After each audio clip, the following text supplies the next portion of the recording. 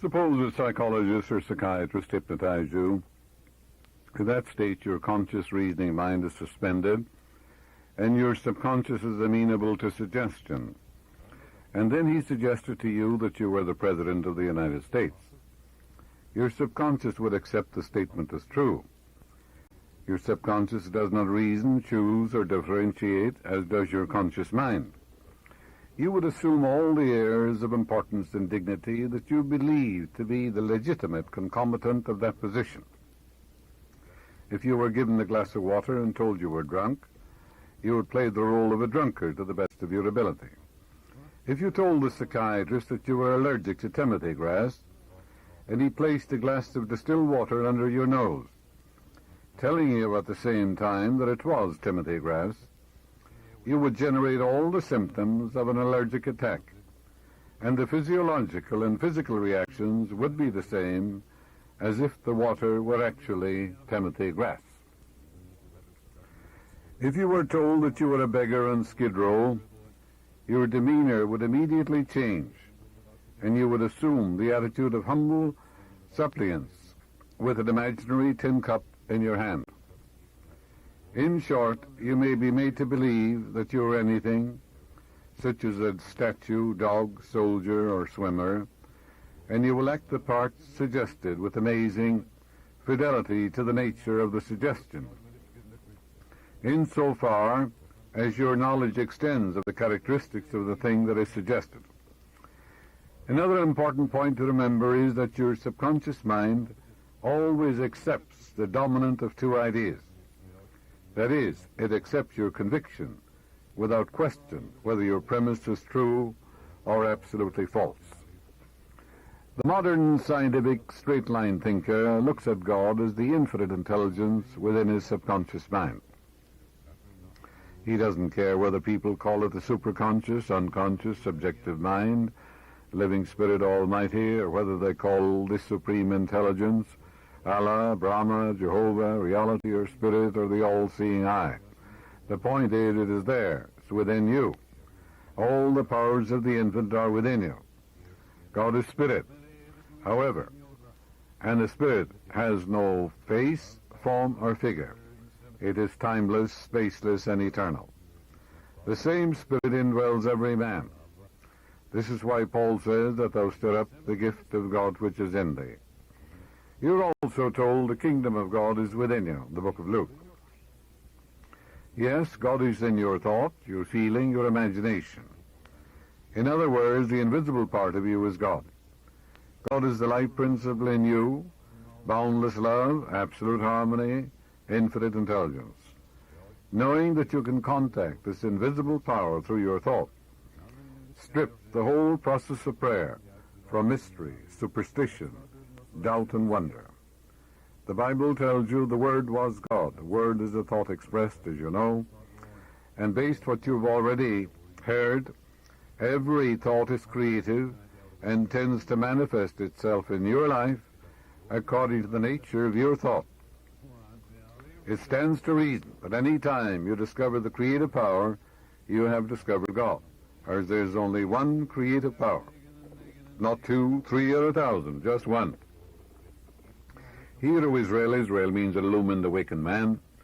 The Lord, the supreme power, our God is one Lord, one power, one presence, one cause, and one substance.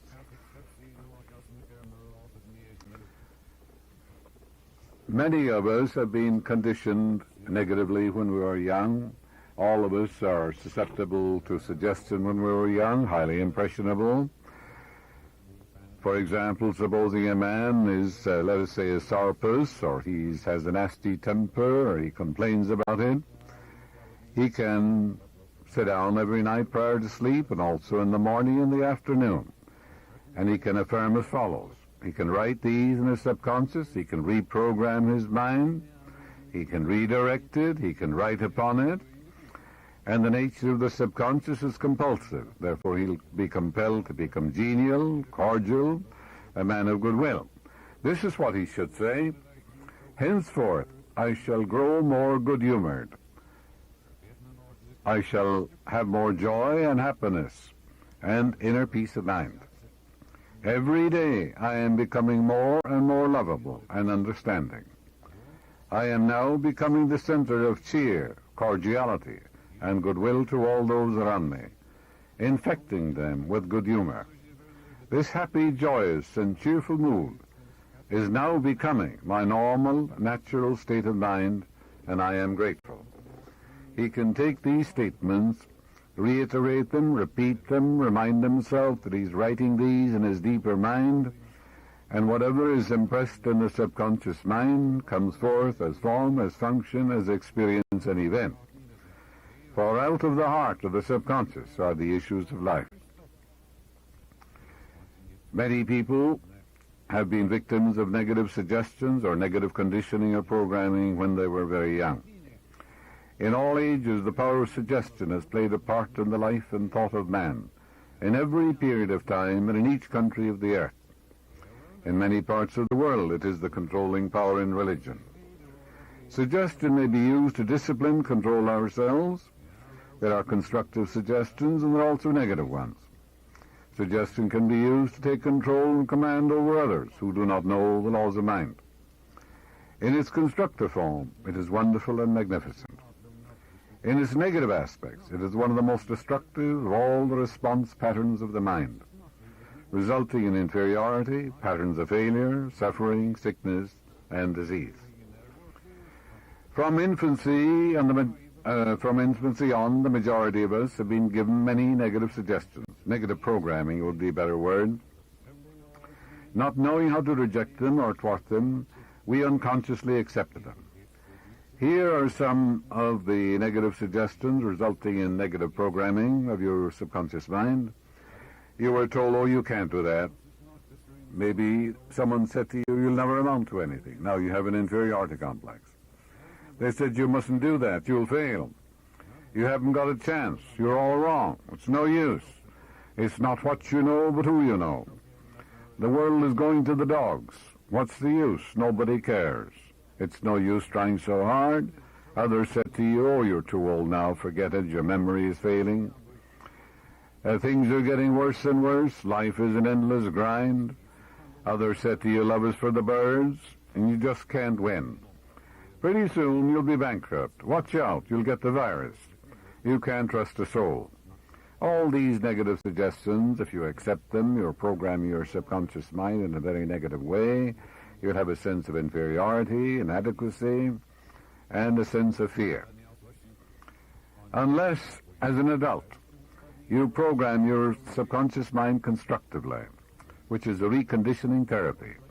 The impressions made on you in the past can cause behavior patterns that cause failure in your personal and social life.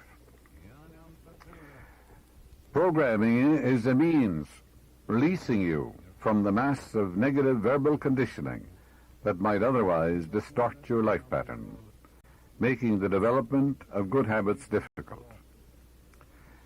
Pick up the paper any day and you can read dozens of items that could sow the seeds of futility, fear, worry, anxiety, and impending doom. If accepted by you, these thoughts of fear could cause you to lose the will for life. Knowing that you can reject all these negative suggestions by giving your subconscious mind constructive autosuggestions, you counteract all these destructive ideas. Check regularly on the negative suggestions that people make to you. You do not have to be influenced by destructive negative suggestions. All of us have suffered from it in our childhood and in our teens. If you look back, you can easily recall how parents, friends, relatives, teachers, and associates contributed in a campaign of negative suggestions. Study the things said to you, and you will discover much of it was in the form of propaganda. The purpose of much of what was said was to control you or instill fear into you. The negative suggestions go on in every home, office, factory, and club.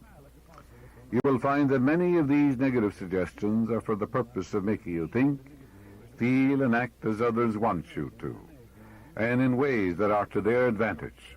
That's negative programming of your deeper mind. Now, there is a right way to program your subconscious mind. Every morning of your life, you can sit steady, quiet, get relaxed, and affirm as follows. Divine law and order governs my life. Divine right action reigns supreme. Divine success is mine. Divine harmony is mine. Divine peace fills my soul. Divine love saturates my whole being. Divine abundance is mine. Divine love goes before me today and every day, making straight, joyous, and glorious my way. This is the way a Marine captain programmed his subconscious mind during World War II. He reiterated these truths frequently. Gradually, by repetition, faith, and expectancy, they entered into his subconscious mind, and whatever is impressed in the subconscious is compulsive. Therefore, he was compelled to lead a life of harmony and peace and of love. This is how he programmed his mind, every morning and every night. The Lord is my pilot.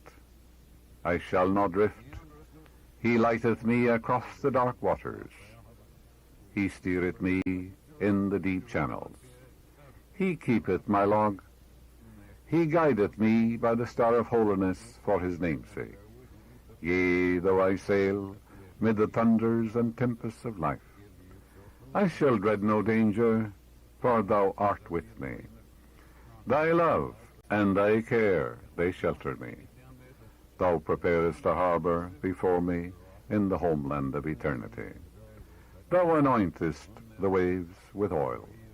My ship rideth calmly. Surely sunlight and starlight shall favor me on the voyage I take, and I will rest in the ports of my God forever. That's by J. Rogers, a merchant marine captain, written during World War II. It's a wonderful way you can do that too, every morning before you step into your automobile. You can sit down and repeat that and reiterate it, remind yourself of these truths. What are you doing? Aren't you programming? Aren't you writing into your subconscious mind? Aren't you feeding it life-giving patterns? And as you reiterate these things and remind yourself and announce these truths and believe in them, they sink into your subconscious mind and they become compulsive, for the nature of your subconscious mind is compulsive. Last year, speaking in New Orleans, at the Unity Temple there, a woman told me, she said there was a man used to come here, and he used to say quite frequently, there are a lot of hold-ups in my neighborhood. I remain open that night rather late, and I'm going to be held up one of these nights. I'll probably be shot too. And they told him, stop making these negative suggestions. Stop thinking along that line. Well, he kept on doing it. He didn't pay any attention. He kept programming his subconscious negatively, and he was held up, and he was also shot. Now, that's the wrong way. He could have taken the 91st Psalm and said, I dwell in the secret place of the Most High. I abide in the shadow of the Almighty. I will say of the Lord, He is my refuge, my fortress, my God, in Him will I trust. Surely He shall cover me with His feathers, and under His wings shall I rest. And the truth shall be my shield and buckler. I shall not be afraid for the terror by night, or the arrow that flieth by day. He could have reiterated these truths. He could have realized the love of God surrounded him and enfolded him. Where he was, God was. He could have said to himself, Thou art my hiding place. Thou wilt compass me about with songs of deliverance. And then he would build up an immunity to all harm. These are spiritual antibodies that immunize you. You become God-intoxicated. And that's the right way to program your mind. And a few years ago, a detective told me about a woman who was raped and strangled. In checking her apartment, he found clippings of rape going back for 20 years. That which I greatly fear, Job says, has come upon me.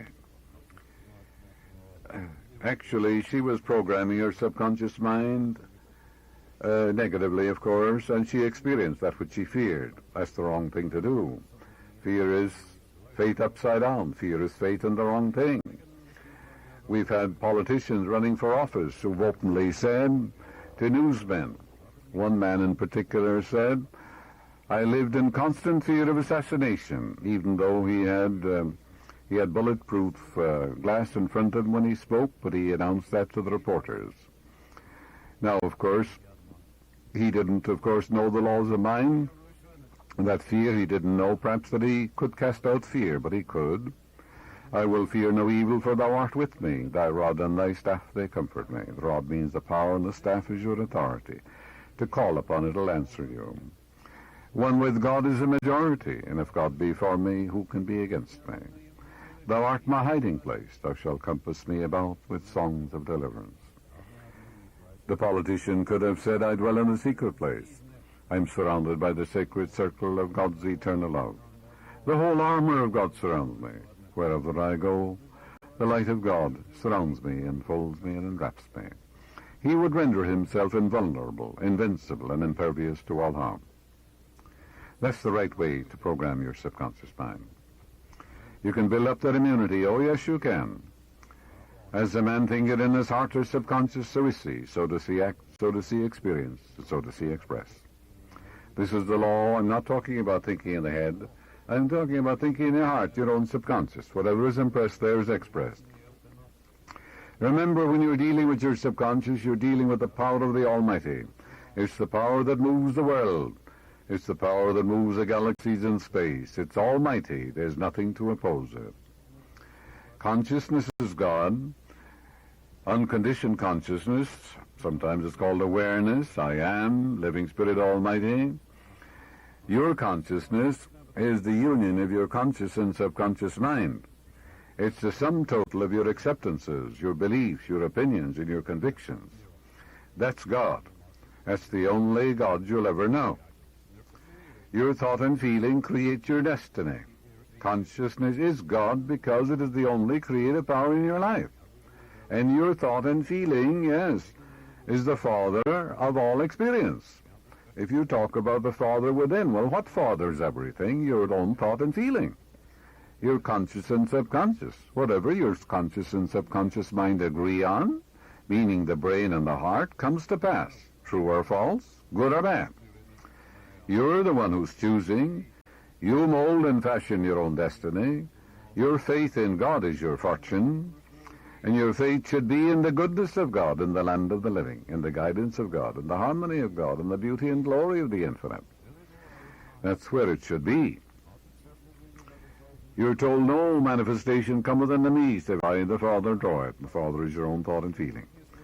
So whatever experiences come to us, there is an equivalent pattern in our subconscious mind. There's always a cause.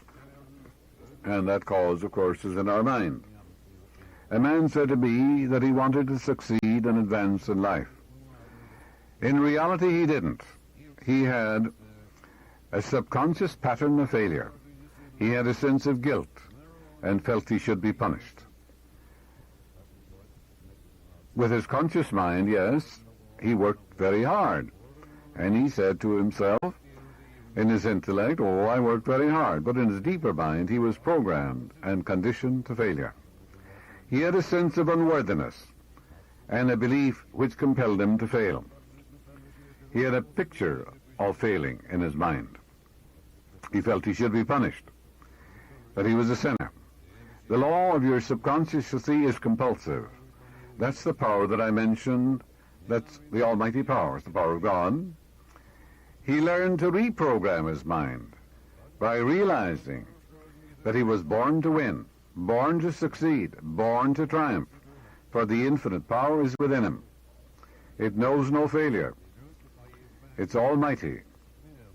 It created all things. There's nothing to oppose it, challenge it, thwart it, or vitiate it, for it is almighty. It's the only power. Furthermore, he learned he was punishing himself. He started every morning and night and also during the day, and this is what he affirmed. Now you're writing this, he was writing this down with his conscious mind. And this is what he wrote. I am born to win. I'm born to succeed in my prayer life, my relationship with people, in my chosen work, and in all phases of my life. For the infinite is within me, and the infinite can't fail. It's the power of the Almighty moving through me.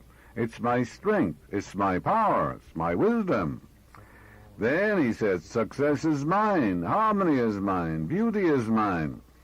Divine love is mine. Abundance is mine. He reiterated, repeated these truths. He reflected upon them. He reminded himself driving along the road before he went in to see a customer. He announced these truths regularly and systematically, and he didn't deny what he affirmed. And gradually he became a tremendous success because he succeeded in impregnating his subconscious mind by repetition, reminding himself, announcing these things, teaching his thoughts to dwell upon the great affirmatives of life. And as you do this regularly and systematically, wonders will happen in your life. When you were born, no one had to tell you how to find the mother's breast, you know. There was a subjective wisdom guiding you, directing you. Yes, the Bible says, I will write my laws in your inward parts. I will write them in your heart. I will be your God, and you shall be my people.